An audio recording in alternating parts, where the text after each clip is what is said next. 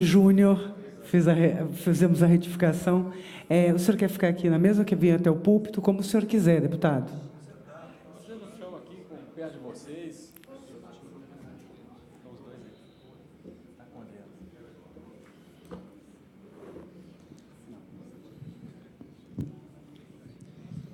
Muito boa tarde, senhoras e senhores.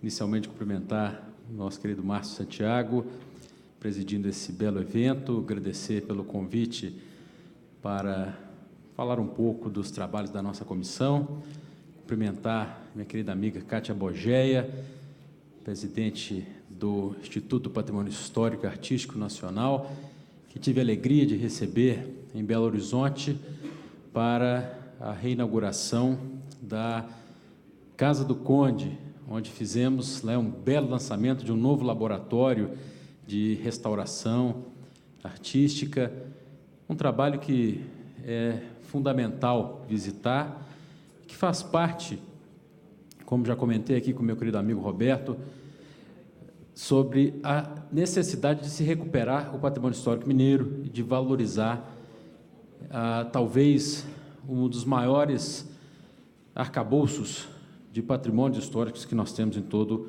o país, certamente o nosso estado de Minas Gerais. Cumprimentar meu querido amigo deputado Felício, homem que tem uma mão firme lá no Rio de Janeiro, e a voz. Eu quero lembrar que a minha vida tem muita ligação com o turismo. Eu nasci no município de Contagem, e lá em Contagem nós tínhamos um pequeno, hoje não é pequeno, mas era na minha época, como referência de outros grandes resorts, mas era um pequeno resort, e hoje que é um grande hotel, que era o Brasilton.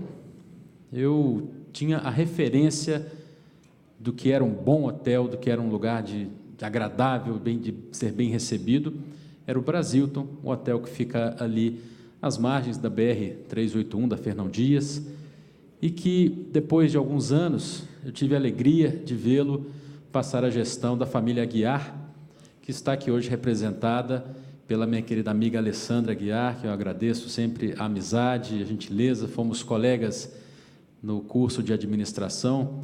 Eu sempre sofri, porque eu nunca consegui tirar notas melhores do que a dela, mas isso, hoje, para mim, é uma demonstração de que o hotel está em boas mãos. Hoje, o hotel Actual, pelo pai dela e pelo irmão Jair, que está aí também, o Jair não vi ele aí, mas estava aí mais cedo.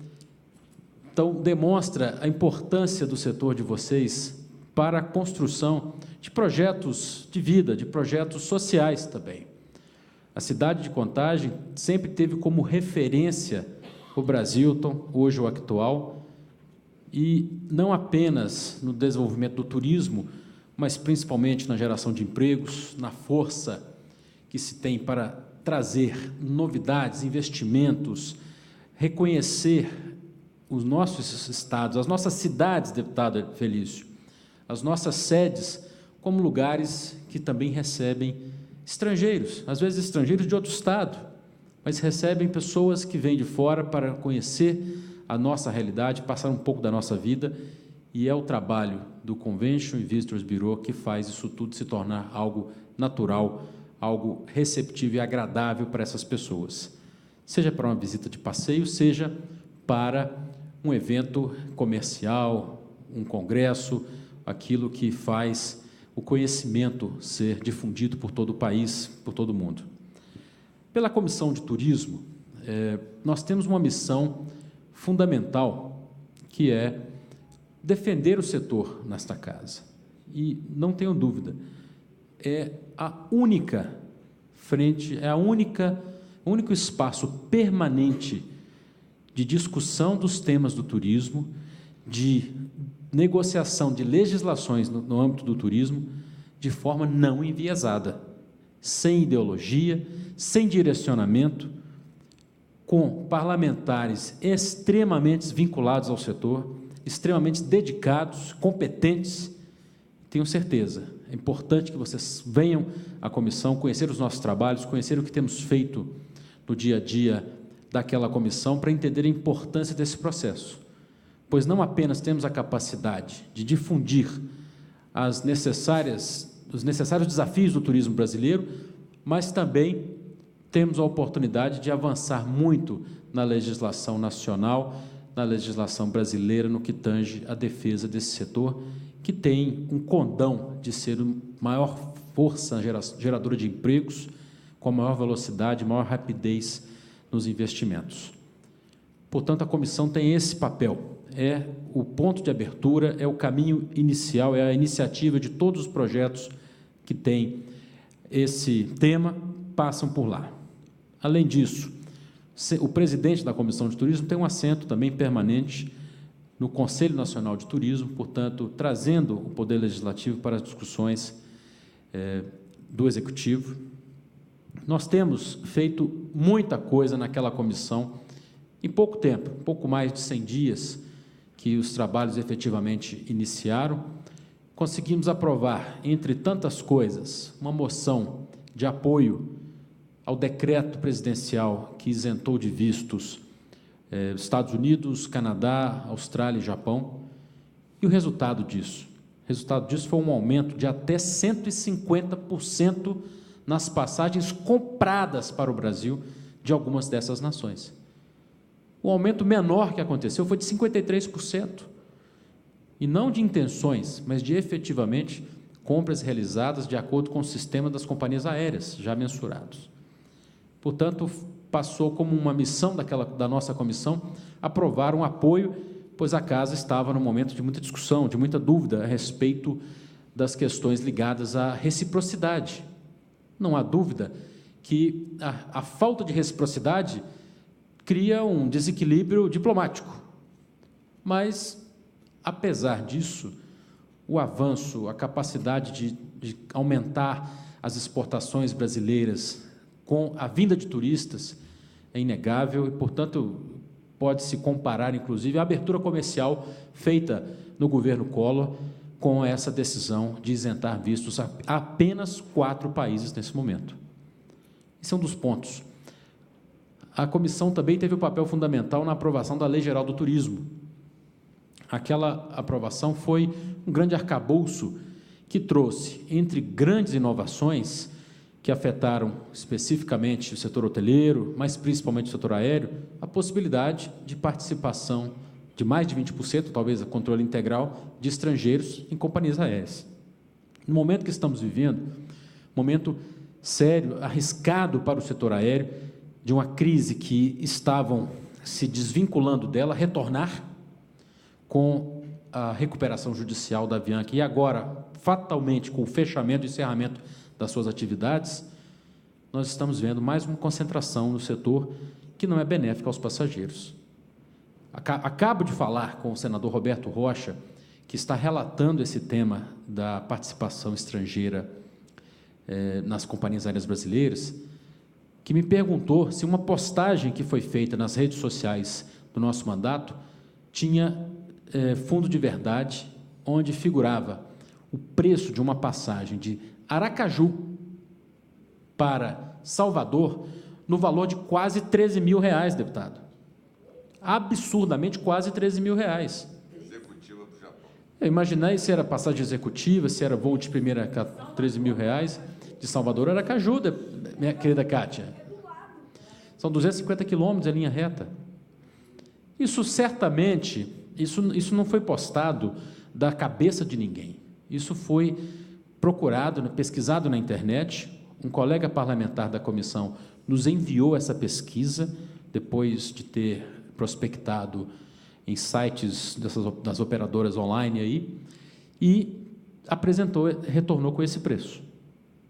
Vejam o nível de desgaste que isso traz para a sociedade.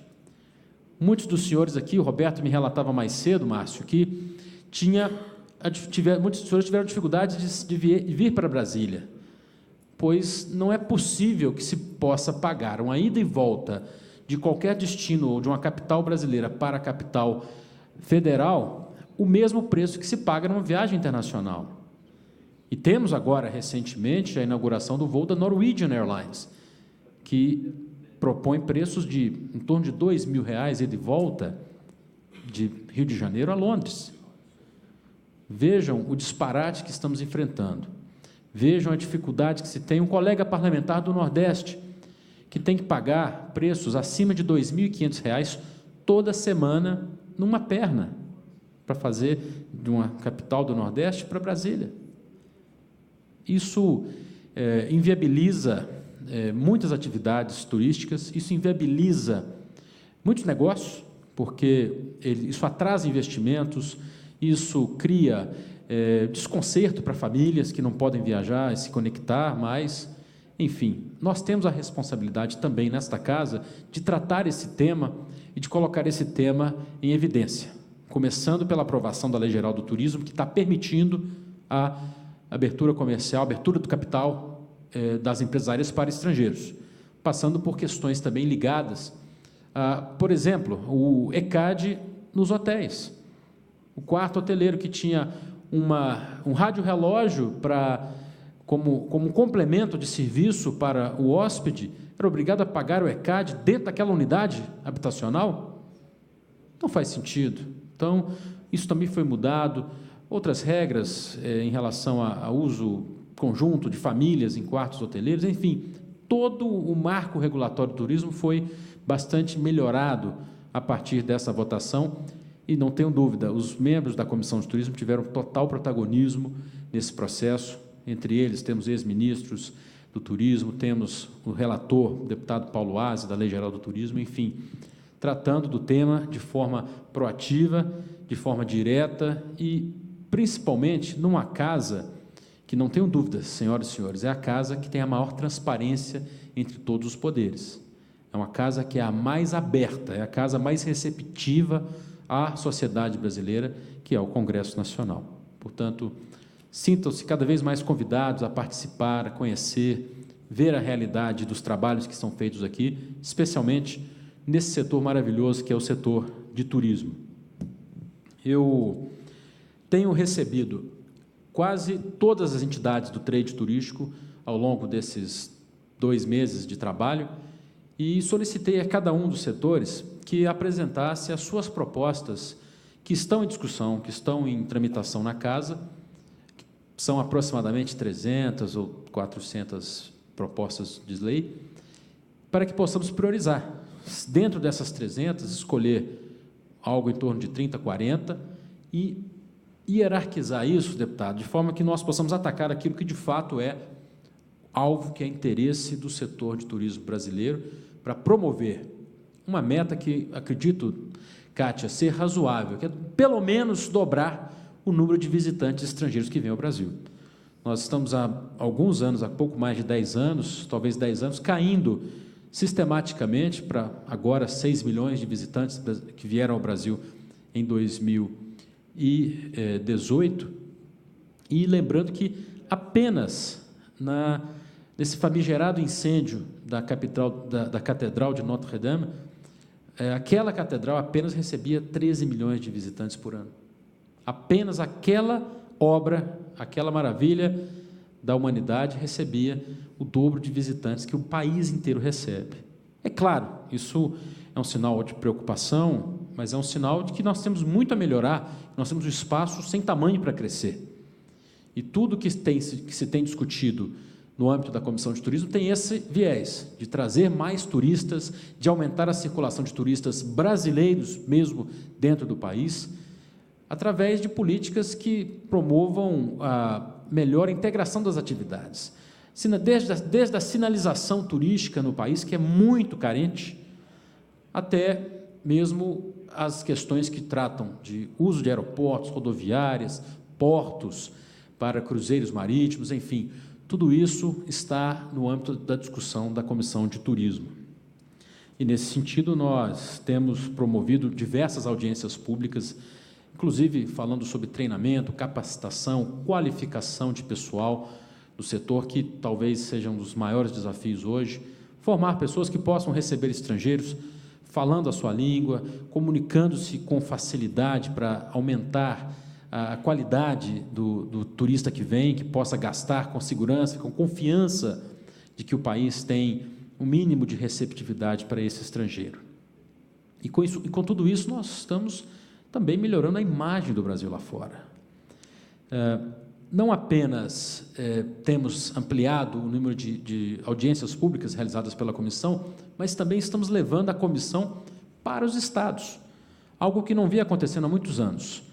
Vamos participar com reuniões da Comissão de Turismo em quase todos os principais eventos do trade turístico brasileiro ao longo deste ano. Por exemplo, começando agora pelo Conotel, em Goiânia, no próximo dia 8 de maio. Alessandra, você está convidada para participar conosco lá de uma reunião da Comissão de Turismo dentro do Conotel, ou seja, uma reunião oficial, com ata de reunião, com efetivamente políticas discutidas ali que possa contribuir para a melhoria do setor hoteleiro. Entre outras questões, nós precisamos também defender projetos maiores, projetos que sejam não apenas focados em áreas específicas. E um deles, que ganha a quase totalidade de apoio dos membros da comissão, é a aprovação dos cassinos. Nós acreditamos que esse único projeto tem o condão de trazer investimentos bilionários para o país. Fala-se em um resort hoje integrado, de grande porte, pode receber investimentos de até 8 bilhões de reais, Márcio, para novamente voltar a legalizar os jogos no Brasil. Mas não só isso, a capacidade de gerar quase 1 milhão de empregos, algo que hoje é fundamental num ambiente de 13 milhões de desempregados. Face a isso, nós estamos enxergando o brasileiro sair daqui para visitar toda a região do Mercosul, que tem o jogo legalizado, quanto mais fora do Mercosul, fora da América Latina, onde isso hoje já é uma grande indústria, como é o caso de Las Vegas, como é o caso de Macau, como é o caso dos transatlânticos na costa brasileira. Inclusive, uma missão da Comissão de Turismo será, na próxima semana, em Portugal, para tratar desse tema. Vamos fazer uma missão de benchmarking, visando entender o que fez Portugal cair de 18% de desempregados para 6% em apenas 4 anos. Ou seja, autorizando, ampliando, facilitando a atividade de cassinos, reconhecendo o turismo como um vetor fundamental para a geração de emprego e recuperação da economia. Enfim, isso tem que ser uma realidade no nosso país. A missão em Portugal será na próxima semana.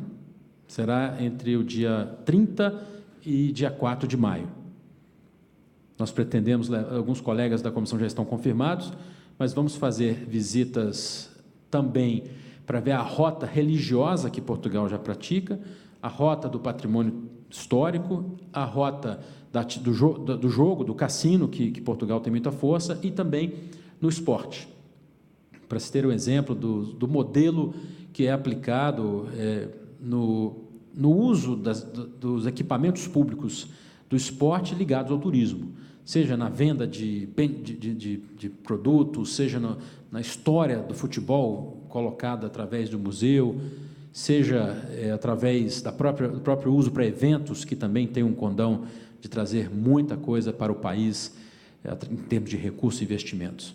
E já dizia a nossa querida amiga Ângela Gutierrez, a mineira que foi a primeira secretária de Cultura do governo de Minas, quando Newton Cardoso, meu pai, foi governador.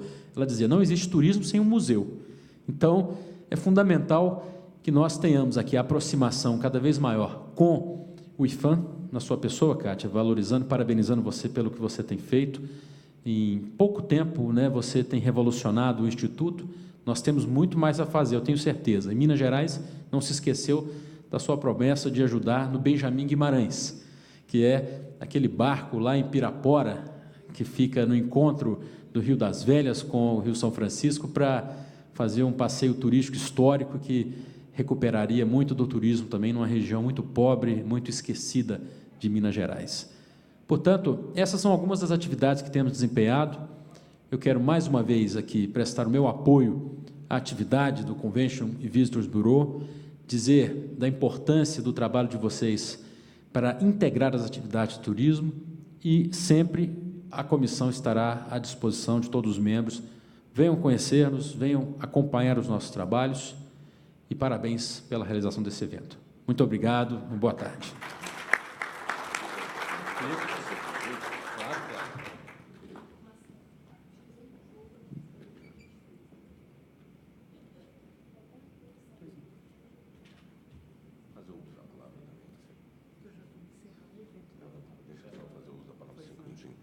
Por favor.